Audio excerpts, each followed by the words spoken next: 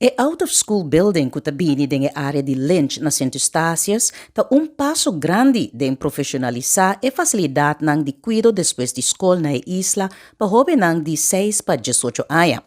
Entidade Público Centro Estácias, com coordenação de Diretorado de Domain de Governo, está responsável para a realização de edifício.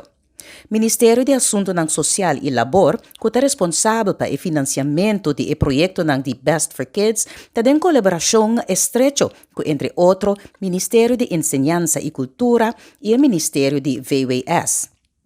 Arquitecto Edwin Meyer Viol, de DMV Architects, está encarregado com a preparação de papel para o destáio público para por selectar contratista em de 3 quartal de 2022.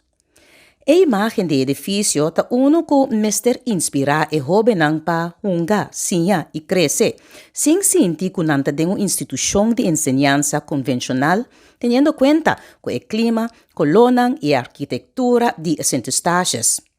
Por usar o edifício aqui para outra atividade também. For de 2019, o programa de cuidado infantil Best for Kids Bonaire Centro Estácias e Saba a começar com a iniciativa para melhorar a qualidade, segurança e cuidado pagável para muita e jovem. Edifício atualizado e inovativo é importante para poder realizar a meta aqui. Segundo calculação, o edifício está finalizado em de 2 quartal de 2024 e lo por facilitar 300 jovens durante a semana.